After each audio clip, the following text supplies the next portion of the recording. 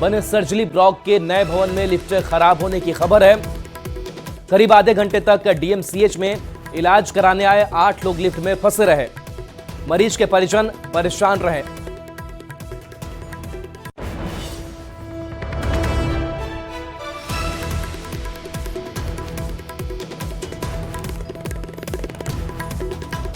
तो ये तस्वीर आपको दिखा रहे हैं, यही वो लिफ्ट है जो खराब है और लिहाजा परेशानी जो है वो मरीज के परिजनों को काफ़ी हुई है, क्योंकि सर्जरी ब्लॉक के ये लिफ्ट खराब बताए जा रहे हैं और करीब आधे घंटे तक यहाँ जो लोग हैं वो फंसे रहे, यानी कि वो नीचे ऊपर नहीं जा सक रहे थे।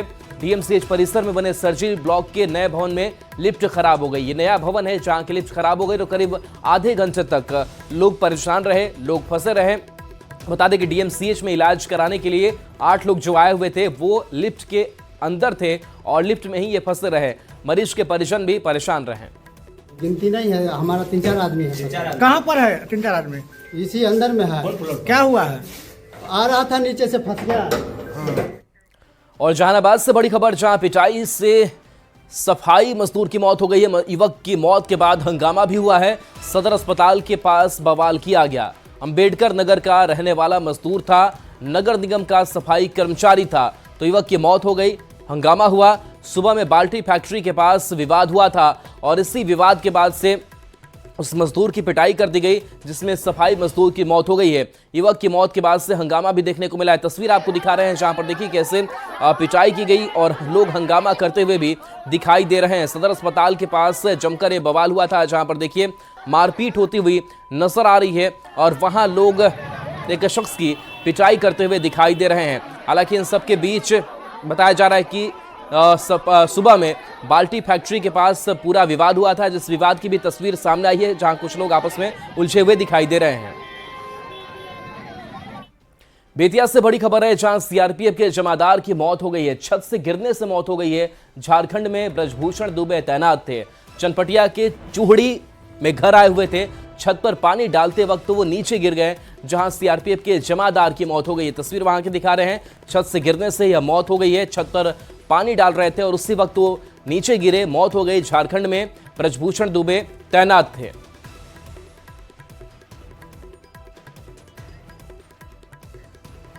दरभंगा के चर्चित कंकाली मंदिर के पुजारी हत्याकांड के बाद अब उनके बेटे को गोली मार जाने के बाद पुलिस की व्यवस्था पर सवाल उठ रहे हैं।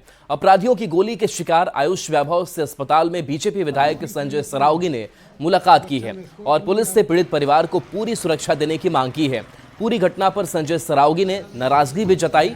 बता दें कि 13 अक्टूबर 2021 की नवरात्रा के निशा पूजा की रात कंकाली मंदिर के मुख्य पुजारी राजीव झा की गोली मारकर हत्या कर दी गई थी, जिसमें उनके बेटे आयुष वैभव मुख्य गवाह हैं और 2 दिन पहले अपराधियों ने उन्हें भी गोली मारकर घायल कर दिया है। 2 गोली हाथ पे लगी, उसके बाद पिस्तौल उसका फेल कर गया, तो उसकी भी हत्या हो गई रहती। वो सुरक्षा मुहैया करानी चाहिए। मैं गया था उनको देखने के लिए, लगभग 24 घंटे के 18-20 घंटे के बाद तक उसको कोई सुरक्षा मुहैया नहीं कराई गई। चिंतनीय बात है। लोकसभा में सोमवार को one nation one election bill पेश होगा। इधर वन नेशन वन इलेक्शन को लेकर आरजेडी ने केंद्र की मंशा पर सवाल उठाए हैं। पटना में आरजेडी ऑफिस के ठीक बगल में एक पोस्टर के जरिए केंद्र सरकार के वन नेशन वन इलेक्शन पर सवाल खड़ा करते हुए विरोध दर्ज कराया है। पोस्टर पर लिखा है, वन नेशन वन इलेक्शन से कहीं ज्यादा शिक्षा, स्वास्थ्य और बेरोजगारी जैसे मुद्दे हैं। इसके लिए केंद्र की सरकार क्यों कुछ नहीं करती है? जायजा लिया है न्यूज 18 संवाददाता आनंद अमृतराज ने। पोस्टर के जरिए अपने विरोधियों पर निशाना साधने का सिलसिला जारी और इसी क्रम में आरजेडी दफ्तर के ठीक सामने एक पोस्टर लगाया गया है जो आरजेडी समर्थक है उन्होंने लगाया है और इसमें वन नेशन वन एजुकेशन क्यों नहीं, हमारे देश में कोई युवा बेरोजगार नहीं रहे या नियम क्यों नहीं, वन नेशन वन इलेक्शन तो पब्लिक सुविधा एक क्यों नहीं, ये कोट करके लिखा गया। और जाहिर सी बात है तेजस्वी यादव की तस्वीर है, लालू यादव और राबड़ी देवी की तस्वीर है और वन नेशन वन इलेक्शन को लेकर केंद्र सरकार ने जो केंद्रीय कैबिनेट ने मंजूरी दी है और जिसके बारे में चर्चा है कि वो सदन के पटल में रखा जा सकता है, तो वन नेशन वन इलेक्शन को लेकर पहले ही से सियासत जारी है और आरजेडी ने इस पर कुछ सवाल भी खड़े किए हैं। लेकिन आज इस पोस्टर के जरिए ये मैसेज देने की कोशिश की जा रही है कि वन नेशन वन इलेक्शन से कहीं ज़्यादा वन नेशन वन एजुकेशन की ज़रूरत है और ये ठीक आरजेडी दफ्तर के बाहर इस पोस्टर को लगाया गया है और जिसमें नीरज राय, दिवाकर यादव, गणेश कुमार और अरुण कुमार जो आरजेडी के जो पदधारक हैं उन्होंने ये पोस्टर लगाया और इसमें एक मैसेज देने की कोशिश की गई। साथ में लालू यादव की जो तस्वीर है उसके ठीक सामने लिखा हुआ है कि राष्ट्रपति का हो संतान या हो भंगे की संतान, सबकी शिक्षा एक समान।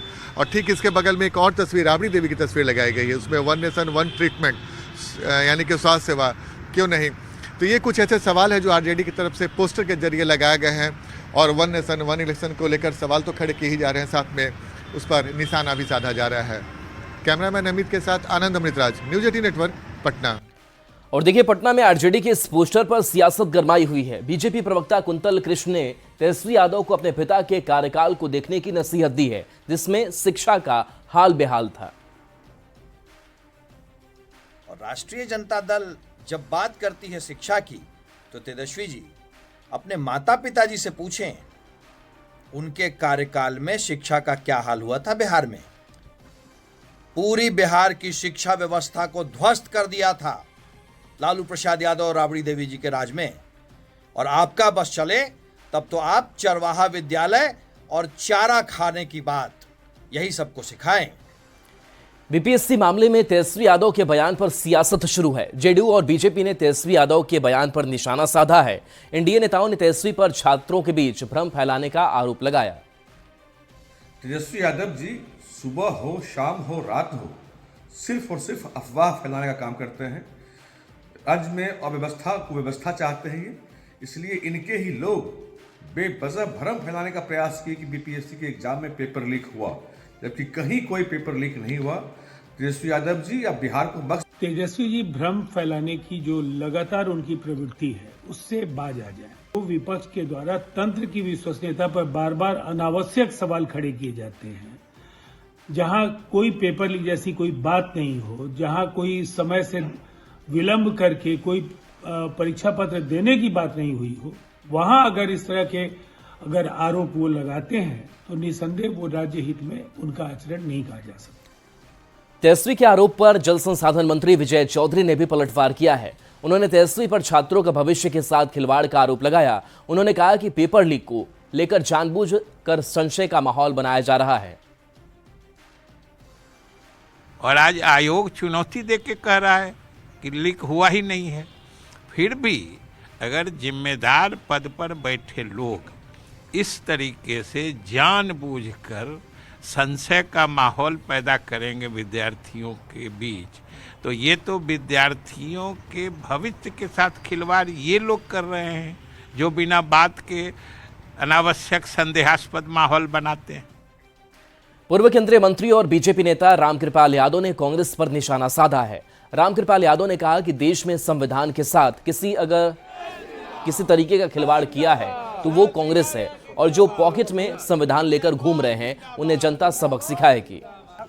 पूछ रही होगी कि संविधान के निर्माण में कांग्रेस पार्टी का ही सिर्फ हाथ है, ऐसा नहीं है। सभी लोगों ने संविधान को निर्माण में महत्वपूर्ण भूमिका अदा किया है। बड़े बड़े पुरखे अम्बेडकर साहब से लेकर सभी लोग। और आज संविधान का रक्षा करने वाला कोई है तो मोदी जी की सरकार है, भारतीय जनता पार्टी है और एनडीए है। बांग्लादेश में हिंदू सहित अल्पसंख्यक समुदाय पर हो रहे अत्याचार के खिलाफ देश भर में गुस्सा देखा जा रहा है।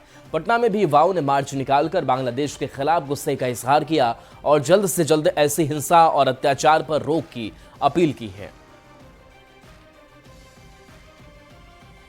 अल्पसंख्यकों पर जो अत्याचार हो रहा है उसके विरोध में पूरे देश में लोग आक्रोश मार्च निकाल रहे हैं। पटना में भी एक मौन मार्च निकाला जा रहा है। राजेश्वर राज जो बीजेपी के पूर्व विधायक है, उनके अगुवाई में ये राष्ट्र निकाला जा रहा है। और बच्चे भी बड़ी संख्या में हैं जिनके हाथों में बैनर है, हिंदुओं का नरसंहार, मानवता पर प्रहार, हर हिंदू का आह्वान, कट्टरपंथियों से सावधान, संयुक्त राष्ट्र चुप तो ये तमाम स्लोगन लिखे हुए हैं और ये तमाम बच्चे अपना विरोध भी प्रकट कर रहे हैं। सर क्या है सर आज इस पूरे आयोजन का मतलब? आज भारतीय राष्ट्रीय समाज जिस तरीके से मानवाधिकार की चुप्पी और यूनाइटेड नेशन आज चुप है, और बांग्लादेश में अल्पसंख्यक भाई चाहे हिंदू हों, सिख हो, हमारे वहाँ बौद्ध हों, जैन हों, जिस तरीके से अत्याचार हो रहा है, जब वहाँ के हिंदुओं ने लोकतांत्रिक तरीके से विरोध करना शुरू किया तो हमारे चिन्मया कृष्णदास जी जैसे संत को भी बंद करने का काम किया गया।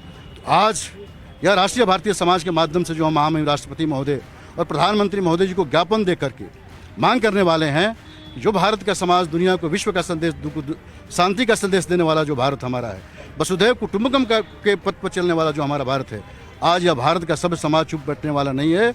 हम इस माध्यम से मांग करते हैं कि बांग्लादेश में मानवाधिकार चुप्पी तोड़े, बांग्लादेश की सरकार जो कट्टरपंथियों को छूट दे रखी है अविलंब लगाम लगाने का काम करे। तो जाहिर सी बात है, बांग्लादेश में जो कुछ भी हिंदुओं के साथ हो रहा है उसे लेकर बिहार के साथ साथ देश में लोगों का आक्रोश बढ़ता ही जा रहा है। कैमरामैन अमित के साथ आनंद अमृतराज, न्यूज 18 नेटवर्क, पटना। बिहार में अगले साल होने वाले विधानसभा चुनाव को लेकर पार्टियों ने अपने अपने स्तर से तैयारी शुरू कर दी है। इसी कड़ी में कल नालंदा में जिला स्तरीय कार्यकर्ता सम्मेलन होने जा रहा है, जिसमें पार्टी के बड़े नेता कार्यकर्ताओं को आगामी चुनाव को लेकर टिप्स देंगे। श्रम कल्याण केंद्र मैदान में इसको लेकर तैयारी अंतिम चरण में है। बिहार में अगले साल विधानसभा चुनाव होना है और ऐसे में सभी पार्टियां तैयारी में जुट गई है। तो देख सकते हैं अभी हम पहुंचे हैं नालंदा जिले के श्रम कल्याण केंद्र मैदान बिहार से में, जहां पर जदयू के द्वारा कल कार्यकर्ता सम्मेलन आयोजित किया गया है। तो देख सकते हैं किस तरह से जो है यहाँ पर जदयू कार्यकर्ता सम्मेलन का आयोजन किया जा रहा है कल, और उसको लेकर जो है तैयारियां जोर शोर से की जा रही है। बताया जाता है कि यहाँ पर ललन सिंह, श्रवण कुमार, महेश्वर हजारे, रामनाथ ठाकुर समेत तमाम जो है नेता हैं यहाँ पर पहुँचेंगे और कार्यकर्ताओं को जोश भरने की काम करेंगे। तो देख सकते हैं किस तरह से जो है ये बांस बल्ले बांधने की तैयारी की जा रही है। खास करके कल होने वाले जो सभा है और सम्मेलन है उसको लेकर जो है तैयारियां की जा रही है। और कार्यकर्ताओं में काफ़ी उत्साह है और रिकॉर्ड भीड़ यहाँ शामिल होंगे और सम्मेलन को ऐतिहासिक बनाया जाएगा। कौन कौन आ रहे हैं? देखिए, भारत सरकार के माननीय मंत्री ललन सिंह जी, रामनाथ ठाकुर जी, बिहार सरकार के माननीय मंत्री महेश्वर हजारी जी, विजय कुमार चौधरी जी। यहाँ पर जो है कार्यकर्ता है और जो प्रवक्ता है वो सभी लोग यहाँ पर पहुँचे हुए हैं और लगातार जो है तैयारी का जायजा ले रहे हैं। नालंदा से न्यूज 18 से कुमार। बेंगलुरु में अतुल सुभाष सुसाइड मामले में लगातार कार्रवाई जारी है। बेंगलुरु पुलिस लगातार तीसरे दिन भी यूपी के जौनपुर में डटी हुई है। सुभाष की पत्नी निकिता सिंघानिया और उसके परिवार के सदस्यों की तलाश लगातार जारी है और उनके घर पर नोटिस चिपकाने के बाद अब पुलिस आगे की कार्रवाई के लिए कोर्ट जा सकती है। दूसरी ओर निकिता के परिवार की ओर से भी अग्रिम जमानत के लिए कोर्ट में आवेदन दिया गया है। सुभाष सुसाइड के इस मामले में जौनपुर में अभी भी बेंगलुरु पुलिस जो है मौजूद है। आज बताया जा रहा है कि बेंगलुरु पुलिस जौनपुर में तीसरे दिन दीवानी कचहरी कोर्ट जौनपुर के पहुंच सकती है और इस पूरे मामले में निकिता सिंघानिया द्वारा किया गया केस के मामले में पूरी प्रिंसिपल जो फैमिली कोर्ट है जौनपुर की, वहां पर संबंधित दस्तावेज जो भी केस की पत्रावली है उसको अवलोकन करेगी और माना जा रहा है कि उसकी जो है नकल कॉपी भी लेगी। जो भी दस्तावेज केस से जुड़े जो है बचे हुए हैं आज पुलिस जो है विवेचना के लिए अपने लिए सुरक्षित करेगी। अभी भी बेंगलुरु पुलिस जो है जौनपुर से बनारस की तरफ बताया जा रहा है कि रवाना कर दिया है, जहां पर निकिता सिंघानिया और अतुल सुभाष की जगह पर शादी हुई थी। उस जगह को भी पुलिस अपने केस डायरी में सम्मिलित करना चाहती है। लिहाजा पुलिस जो है का जो अगला पड़ाव आज तीसरे दिन है वह बनारस जा चुकी है, ऐसा बताया जा रहा है। हमारे सूत्र बता रहे हैं आरोपियों की तलाश के लिए, आरोपियों की खोजबीन के लिए, आरोपियों की गिरफ्तारी के लिए फिलहाल जो 4 सदस्यीय टीम बेंगलुरु की आई है, रंजीत सब इंस्पेक्टर की टीम में एक महिला समेत कुल 4 पुलिस वाले यहाँ पर भी जौनपुर में मौजूद है, जिस मामले में जो है लगातार केस की छानबीन और आरोपियों की तलाश में भी जो है जगह जगह अपनी कवायद कर रहे हैं। मनोज सिंह पटेल, न्यूज 18 जौनपुर। खबर कटिहार से, जहां मानवता को शर्मसार करने का मामला सामने आया है, जहां पैसे को लेकर नर्सिंग होम के प्रबंधक पर नवजात के शव को बंधक बनाने का आरोप लगा है। घटना कोढ़ा थाना क्षेत्र के गेड़ाबारी जुराबगंज की है, जहां जीवन ज्योति हेल्थ केयर में फर्जी तरीके से अस्पताल संचालित किया जा रहा था। बताया जा रहा है कि अस्पताल में प्रसव के बाद नवजात की मौत हो गई। मरीज के परिजनों से पैसे की डिमांड जारी रही। पैसे नहीं देने की स्थिति में प्रबंधन पर शव को घंटों बंधक बनाकर रखने का आरोप लगा है। कितना घंटा में? कल से आज तक मैं 24 घंटा हूँ। 24 घंटा के बाद बच्चा का शव दिया? हाँ। प्रशासन के आने के बाद?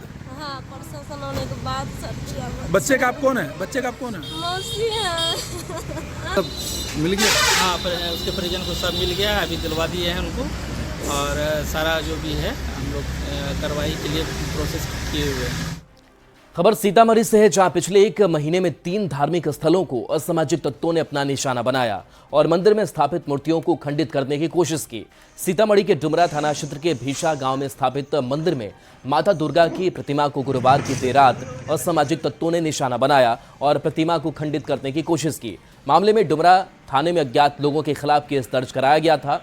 इधर दूसरी ओर मंदिर के खंडित प्रतिमा को जिला प्रशासन के सहयोग से उसे ठीक कराया गया। आज से मंदिर में पूजा अर्चना शुरू की गई और स्थानीय स्तर पर जो तनाव का माहौल कायम था, प्रशासन ने उसे दूर किया। ठीक करके हम लोग पूजा कर रहे हैं।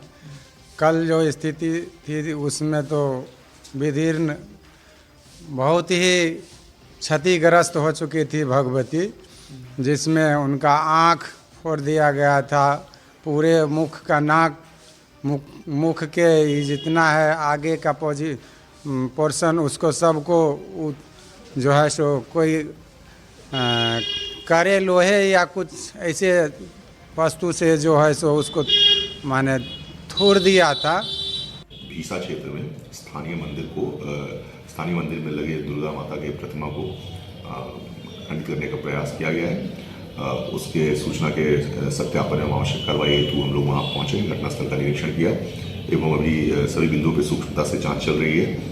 आसपास के जो इलाके हैं वहाँ से सीसीटीवी फुटेज भी खंगालने का प्रयास किया जा रहा है। हालांकि जो मंदिर का प्रांगण है वहाँ पर बाउंड्री वॉल पीछे से नहीं किया हुआ है, खाली सा सुनसान सा एरिया है, तो हम लोग हर संभव बिंदु पे जांच करना है अभी फिलहाल। खबर पटना से है, जहां पुलिस और अपराधियों के बीच मुठभेड़ में कुख्यात अपराधी अजय राय को पुलिस ने मार गिराया है। दरअसल पुलिस को सूचना मिली थी कि जक्कनपुर के संजय नगर में अजय राय अपने सहयोगियों के साथ छिपा है, जिसके बाद बिहार एसटीएफ की टीम पहुंची, जहां एसटीएफ और अपराधियों के बीच मुठभेड़ हुई, जिसमें पुलिस ने कुख्यात अजय राय को ढेर कर दिया। वहीं गोली लगने से एसटीएफ इंस्पेक्टर दिवाकर गोली लगने से घायल हुए हैं। अजय राय कुख्यात सोना लुटेरा रहा है। छपरा में बैंक लूटकांड का भी अजय राय आरोपी रहा।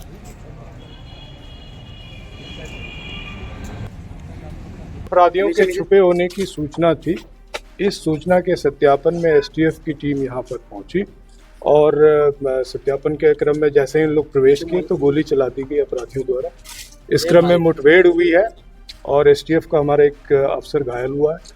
अपराधियों में से भी एक को गोली लगी है, जिसको अस्पताल ले जाया गया है। विशेष और जानकारी जो है हम और सब चीज के बाद देंगे।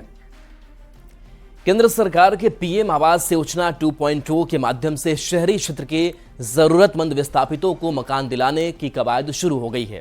इससे पहले भी इसको लेकर सरकार ने हर परिवार के लिए 2 लाख की राशि दी थी, पर अब ये राशि 2.5 लाख कर दी गई है। कटिहार में भी इसको लेकर नगर आयुक्त के नेतृत्व में ग्राउंड स्तर जमीन के सर्वेक्षण के साथ साथ पोर्टल के माध्यम से लोगों के आवेदन लिए जा रहे हैं। इसके अलावा पहले से भी कुछ लोगों का इस योजना के लिए चयन हुआ है। ज्यादा जानकारी दे रहे हैं संवाददाता सुब्रत। प्रधानमंत्री आवास योजना 2.0 पर जोर शोर से काम चल रहा है। यह नगर निगम कार्यालय है, यहाँ हेल्प डेस्क बनाया गया और लोग यहाँ आ रहे हैं आवेदन कर रहे हैं। अब तक 300 भूमिहीनों को चिन्हित किया गया और लगभग 6 एकड़ जमीन जो है वहाँ G+5 भवन बनाया जाएगा। इस तरह की बातें सामने आए। ये जो हमारा प्रधानमंत्री आवास योजना 2.0 है, इसमें हमारे 4 घटक जो हैं इसमें हैं, जिसमें पहला है BLC, जिसमें कि जो हमारे गरीब लाभुक हैं उसको योजना का लाभ मिलती है। और हमारा जो ये योजना है, जो पुराना योजना थी प्रधानमंत्री आवास योजना 1.0, वो दिसंबर 2024 में ख़त्म हो रही है। और नगर निगम कटिहार के द्वारा पिछले 1 साल पहले विभाग को 3026 आवेदन लगभग भेजा गया था और ये योजना चेंज होने के बाद इसमें कुछ अमाउंट की भी बढ़ोतरी की गई है। जो पहले 2 लाख रुपये मिलते थे 4 किस्त में, वो अभी 2.5 लाख यानी कि 2.5 लाख रुपये लाभुक को नए किस्त में नए योजना में दी जाएगी। और इसका भी सर्वेक्षण के लिए विभाग के द्वारा पत्र आया था। 15 अक्टूबर से लेकर 31 अक्टूबर के बीच के इस योजना का सर्वे कराना था, जिसमें हम लोगों ने 901 नए लाभुक को 3026 में से चिन्हित करके भेजे हैं। बाकी पे भी काम जारी है। और नए जो योजना है इसमें हमारे पोर्टल ऑनलाइन हो चुकी है। इसमें विभाग के द्वारा सेंसन की कोई बड़ी ज़रूरत नहीं है, पोर्टल खुले हो गए हैं और सारे लाभुक हमारे जो नगर निगम में है, हमने बोर्ड भी लगवाया है, QR कोड भी उसमें डाला है और हेल्प डेस्क भी हमने लगवाया है। तो कहीं जो भी लाभुक को कोई भी परेशानी है वो हेल्प डेस्क में भी आकर प्रधानमंत्री आवास शाखा से जो जुड़े हुए लोग हैं वो बता रहे हैं कि इसकी भूमि जो सर्वेक्षण है उसका भी काम चल रहा है और लाभुकों का भी पहचान हो रहा है और जल्द लोगों को इसका लाभ दिखने लगेगा। सुब्रत, न्यूज़ 18 कटिहार। सुपौल से बड़ी खबर, जहां इनामी अपराधी प्रकाश चौधरी गिरफ्तार किया गया है। 25,000 का यह इनाम इसके ऊपर था। 2 साथियों के साथ इसकी गिरफ्तारी हुई है। खबर है कि बिहार एसटीएफ ने गिरफ्तारी की है। लूट डकैती आर्म्स एक्ट में यह वांटेड था। तो 25,000 का इनाम इसके ऊपर जो इनामी अपराधी गिरफ्तार किया गया है। सुपौल से ये बड़ी खबर बता रहे हैं, जहां इनामी अपराधी प्रकाश चौधरी गिरफ्तार कर लिया गया है। बिहार एसटीएफ ने इसकी गिरफ्तारी की है।